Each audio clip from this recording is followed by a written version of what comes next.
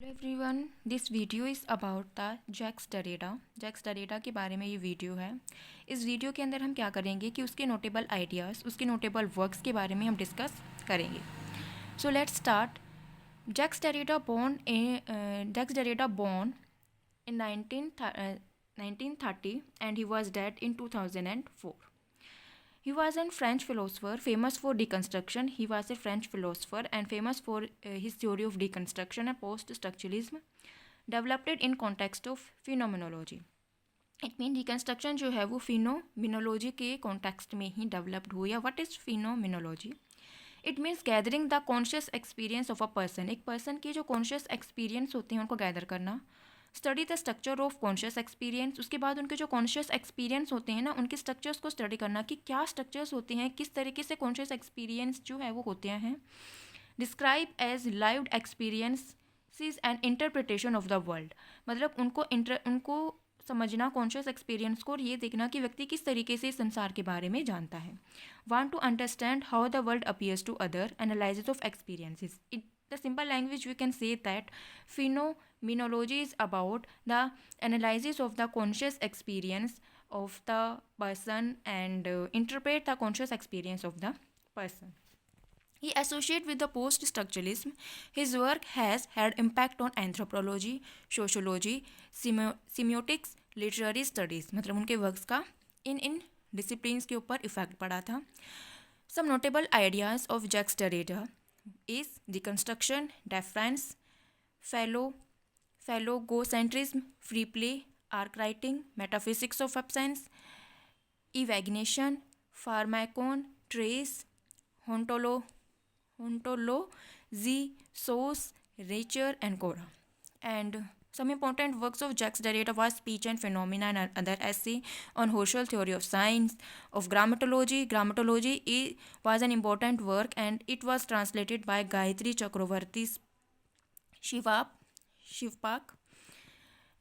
Writing and Difference, the archaeology of the Phirovus, Dissemination, Position, Margin of Philosophy, Science Sponge, The Ear of the Other, Glass, Memories for Paul de Man, The Postcard from Socrates to Fred and Beyond, The Truth in Painting, Limited Ink, Edmund Husserl, Origin of Geometry, of Spirit, Hazel and the Question, Cinders, Acts of Lecture, Given Time, The Other Reading, Aphorus, The Memos of the Blind, Spectators of Marx, The State of the Debt, The Work of Moring, and the New International, Archie-Fever, A Freudian Impression, The Gift of Death, Points Interviews, Ecographics of Television, Ethics Institution and the Rights to Philosophy, Who Afraid of Philosophy, Eyes of the University and Animals That Therefore I Am. इससे बहुत ज़्यादा उन्होंने works लिखे हैं, लेकिन ये केवल important works हैं उनके जो कि यूजीसी नेट एग्ज़ाम्स में आ सकते हैं. That's why you should remember the name of that particular work. So let's discuss about his most important work, Speech and Phenomena. Speech and Phenomena work क्या है और इसके अंदर किस चीज़ के बारे में बात की गई है. Speech and Phenomena is published in 1967. The full title of this work is Speech and Phenomena and Other Essay on Husserl's Theory of Sign, या फिर Voice and Phenomena, Introduction to the Problem of the Sign in Husserl Phenomenology. The books is about the phenomenology of Edmund Husserl. Edmund Husserl की जो phenomenology है उससे related ये book है. It is culmination of long period of study on the phenomenology of Edmund Husserl. It means उन्होंने Edmund Husserl की जो ये एक थ्योरी है phenomenology, इसके पर उन्होंने बहुत स्टडी करी थी और उसी को उन्होंने इस Speech and Phenomena में लिखा था. Consist of introduction. The book consist of introduction and 7 chapter. इसमें इंट्रोडक्शन और 7 चैप्टर है. कौन कौन से 7 चैप्टर है? फर्स्ट है साइन एंड साइंस. दूसरा द रिडक्शन ऑफ इंडिकेशन. तीसरा है मीनिंग एंड सोलिलोक्वी. फोर्थ है meaning and representation. Fifth sign and the blink of an eye. Six the voice that keep silence. Seventh है the supplement of origin. In this work he discuss about the 2 aspect, experience and indication. Experience और indication के बारे में वो बात करता है. अभी एक्सपीरियंस और इंडिकेशन है क्या? एक्सप्रेशन मीन्स एक ऐसा साइन विच हैज़ मीनिंग. मतलब कोई भी साइन जिसका एक मीनिंग होता है, उसको हम एक्सप्रेशन बोलते हैं. और इंडिकेशन होता है the sign which has no meaning. एक ऐसा साइन जिसका कोई मीनिंग नहीं होता. साइन जिसका कोई मीनिंग नहीं होता ऐसा कैसे हो सकता है? For example When I speak to others, words serve as an indication of my meaning. जैसे हम किसी दूसरे से बात कर रहे होते हैं तो हम क्या करते हैं, कुछ वर्ड्स को बोलते हैं, तो वो जो वर्ड्स होते हैं वो एक इंडिकेशन इंडिकेट कर रहे हैं मेरे मीनिंग के बारे में, तो उसका कोई पार्टिकुलर मीनिंग नहीं होता, उस इंडिकेशन का जो वर्ड्स इंडिकेट कर रहे हैं उसका पार्टिकुलर मीनिंग नहीं होता है, क्योंकि हो सकता है कि जो लिसनर है वो अपने अकॉर्डिंग उसको जो है वो मॉडिफाई कर सके। लेकिन एक्सप्रेशन ये कहता है कि जो साइन होता है, जैसे कि कोई भी एक साइन है जो कि पेपर पर बना हुआ है या फिर कहीं दीवार पर बना हुआ है, तो उसका एक पार्टिकुलर मीनिंग होता है। लेकिन इंडिकेशन ये कहता है कि लाइक कई अगर हम बात कर रहे होते हैं तो जब हम बोलते हैं तो हमारे जो वर्ड्स होते हैं वो किसी एक निश्चित मीनिंग की तरफ इंडिकेट नहीं कर रहे होते हैं, तो उसे हम इंडिकेशन कहते हैं। So it is all about the work of speech and phenomena. Second most important work of Jacques Derrida is of grammatology. It is a book written in 1967। Derrida discuss other author in this book. इसके अंदर उन्होंने बहुत सारे authors के बारे में उन्होंने बात करी है। कुछ इंपॉर्टेंट ऑथर्स के नाम हैं Claude Levi Strauss, Ferdinand de Saussure, Jean Jacques Rousseau, Antony Condillac, Louis Hjelmslev, Martin Heidegger, Edmund Husserl, Roman Jakobson, Gottfried, Wilhelm Leibniz, Andre Leroi Gourhan and William Warburton, ये हैं, उनके बारे में उन्होंने बात करी है अपने इस वर्क में। Examine the relationship between speech and writing. उन्होंने स्पीच और राइटिंग के जो रिलेशनशिप के बारे में उन्होंने इस वर्क में बात करी है। उन्होंने कहा है कि राइटिंग ड्राइव्ड फ्रॉम स्पीच, मतलब कि जो हमारी राइटिंग है, जो रिटन फॉर्म है, वो स्पीच से ही निकला है। And speech is closer to truth and logos than writing. It means जो लोगोस होता है, लोगोस मीन्स द ट्रूथ, जो स्पीच है वो ट्रूथ के ज़्यादा क्लोज है than comparison to writing. And language occurs through an interplay of speech and writing, and neither speech nor writing may personally be described as being important to the development of language. उन्होंने बोला है कि जो language होती है वो speech और writing के इंटरप्ले से ही डेवलप्ड हुई है, तो ना ही स्पीच और ना ही राइटिंग में से कोई इम्पोर्टेंट नहीं है, दोनों ही ज़रूरी है। लेकिन उन्होंने बताया है कि जो स्पीच जो है वो ट्रूथ के ज़्यादा इम्पोर्टेंट होता है। क्यों होता है, तो उन्होंने एक एग्जांपल भी इसके लिए दिया है। उन्होंने कहा है कि जिस तरीके से अगर हम एक दूसरे से बात कर रहे होते हैं तो इसमें जो स्पीकर होता है और जो लिसनर होता है वो प्रेजेंट में होता है, तो जब वो बात कर रहे होते हैं तो जो वो कम्युनिकेशन होता है वो ट्रूथ होता है, क्योंकि उसमें दोनों के दोनों प्रेजेंट हैं। लेकिन जो रिटन फॉर्म होता है वो ट्रूथ से दूर होता है, क्योंकि उसके अंदर जो राइटर है और जो रीडर है वो प्रेजेंट नहीं है, वो काफ़ी दूर है। इस बात में इसके बारे में उन्होंने जो है वो यहाँ इसमें बात करी है कि ये क्या सही है या फिर नहीं है, इसके बारे में उन्होंने बात करी है। The book is divided into 2 parts. First part is writing before the letter, मतलब कि फर्स्ट जो पार्ट है वो है राइटिंग बिफोर द लेटर, और दूसरा जो पार्ट है वो है nature, culture and writing. First part describe traditional view of the origin of writing and explain how this view have subordinate the theory of writing to the theory of speech. जो part first है वो discuss करता है कि जो writing है उसका वो किस तरीके से ट्रेडिशनली जो है वो ओरिजिनेट हुई है, और ये एक्सप्लेन करता है कि किस तरीके से जो ट्रेडिशनली व्यू हैं वो ये दिखाते हैं कि किस प्रकार ट्रेडिशनल व्यू जो होते हैं वो थ्योरी ऑफ राइटिंग को सबऑर्डिनेट करते हैं, दबाते हैं, और थ्योरी ऑफ स्पीच को ज़्यादा एम्फेसाइज करते हैं। Part 2 uses this explanatory method to reconstruct various text, और पार्ट 2 के अंदर यही जो मेथड है कि भाई जो थ्योरी ऑफ राइटिंग है वो सबऑर्डिनेट है, वो दबी हुई है टू थ्योरी ऑफ स्पीच में, इसी का इस्तेमाल करके बहुत सारे वेरियस टेक्स्ट उन्होंने डेवलप करे हैं। According to logocentric theory, speech is original signifier of meaning and written word derived from spoken word. Logocentric theory ये कहते हैं कि जो speech होती है वही original signifier होता है, और जो written form होती है वो speech से ही drive out होती है।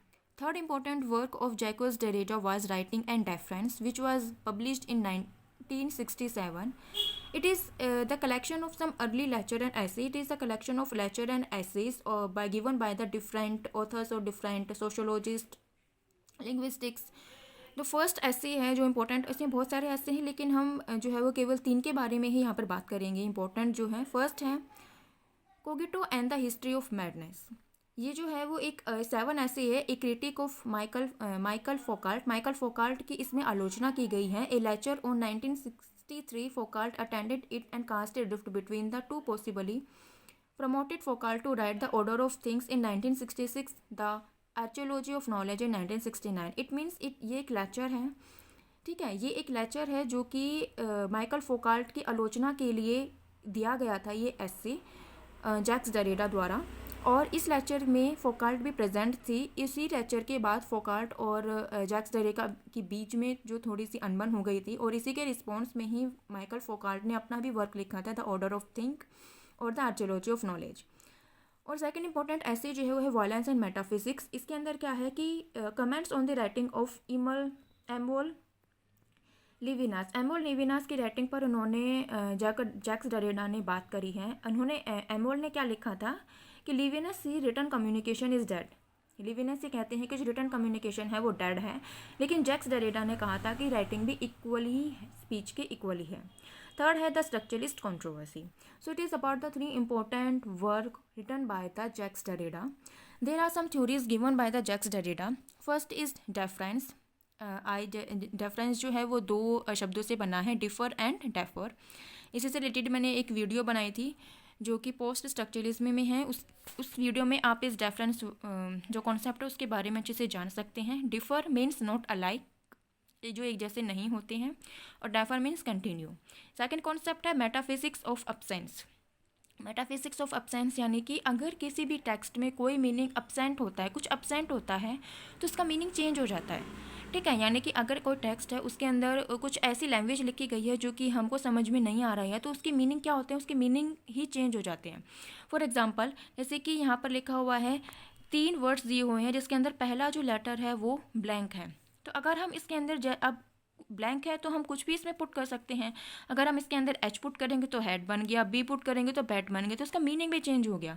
तो इसी तरीके से अगर कोई टेक्स्ट है वो टेक्स्ट अगर उसके अंदर कुछ ऐसी लैंग्वेज है, कुछ मिस है, तो उसका मीनिंग ही चेंज हो जाता है। So it is about the metaphysics of presence. Meaning of word is change as something is absent in it and he gave importance to absence. Jacques Derrida ने absence को importance भी दी है। Nothing is fixed, every signifier leads to a new signifier, so there is no absolute signifier. उन्होंने बोला है कि हर एक सिग्निफायर जो है वो दूसरे सिग्निफायर को बताता है, कोई फिक्स्ड सिग्निफायर नहीं है। जैसे कि एग्जांपल हमने दिया था कि लॉयन है, एक वर्ड है लॉयन, सिग्निफायर है लॉयन। तो लॉयन का मतलब ज़रूरी नहीं है कि वही एक पार्टिकुलर लॉयन ही हो, एनिमल जो लॉयन होता है वही हो। लॉयन का मतलब हम कुछ भी हो सकता है। लॉयन, कोई व्यक्ति सोच सकता है कि लॉयन किंग है, ठीक है, कोई सोच सकता है क्राउन है, कोई सोच सकता है यूनाइटेड किंगडम के बारे में सोच सकता है। So there is no fixed meaning of a particular signifier. No binary opposition. Binary opposition के बारे में हमने बात करी थी कि बाइनरी अपोजिशन क्या होता है कि किसी भी वर्ड की मीनिंग को एक्सप्लेन करने के लिए उसकी अपोजिट वर्ड्स की हम ज़रूरत लेते हैं। जैसे कि डार्कनेस है, तो what is the meaning of darkness? The absence of light. तो अब्सेंस ऑफ लाइट अपोजिट है डार्कनेस का, और वही उसको जो है वो मीनिंग दे रहा है। लेकिन जो जैक्स डेरिडा है उन्होंने बोला है कि कोई बाइनरी अपोजिशन नहीं होता है। स्पीच एंड राइटिंग और कॉम्प्लीमेंट्री। स्पीच और राइटिंग दोनों कॉम्प्लीमेंट्री हैं, दोनों ही बहुत ही ज़्यादा ज़रूरी है, लेकिन उन्होंने राइटिंग को ज़्यादा इंपॉर्टेंस दी है स्पीच के बजाय। फोनोसेंट्रिज्म क्या होता है? फोनोसेंट्रिज्म होता है स्पीच ओवर राइटिंग, कि स्पीच ज़्यादा इंपॉर्टेंट है राइटिंग के, स्पीच ज़्यादा इंपॉर्टेंट है राइटिंग के अकॉर्डिंग टू फोनोसेंट्रिज्म। और पोस्ट स्ट्रक्चरलिस्ट और रिकन्स्ट्रक्शन दोनों इसको रिजेक्ट करते हैं। वो कहते हैं कि नहीं, राइटिंग ज़्यादा इंपॉर्टेंट है, लेकिन फोनोसेंट्रिज्म कहता है कि स्पीच ज़्यादा इंपॉर्टेंट है राइटिंग के। लोकोसेंट्रिज्म क्या है? This term he uses to describe the consumption and the quest for center, core and truth. इस टर्म का उन्होंने इस्तेमाल किया है कि हर किसी चीज़ का कोई ना कोई एक सेंटर होता है, मतलब हर एक चीज़ के सेंटर के बारे में वो बात करते हैं कि हर एक चीज़, कोई भी चीज़ है, टेक्स्ट है या फिर कोई भी है, यूनिवर्स है, उसका कोई ना कोई एक सेंटर पॉइंट होता है। लोकोसेंट्रिज्म में ये बात करते हैं, लेकिन पोस्ट स्ट्रक्चरलिज्म और रिकन्स्ट्रक्शन इसको रिजेक्ट करते हैं कि कोई भी सेंटर नहीं होता है। The last important concept given by the Jacques Derrida is aporia. Aporia क्या होता है कि a line in a text which create confusion और डाउट। कोई भी एक टेक्स्ट है, उसके अंदर कोई भी लाइन दी गई है, अगर वो कन्फ्यूजन या डाउट या पजल क्रिएट करता है, so it is known as the aporia. For example, there is a line in the Hamlet, to be और नॉट टू बी, कि करें भी क्या करें, क्या नहीं करें। तो ये एक कन्फ्यूजन क्रिएट कर रहा है कि वो बोलना क्या चाहता है, हमें करना भी चाहिए नहीं करना चाहिए। तो it is create the confusion. So that's ये जो लाइन होती हैं उन्हें हम अफोरिया कहते हैं। So it is all about the Jacques Derrida.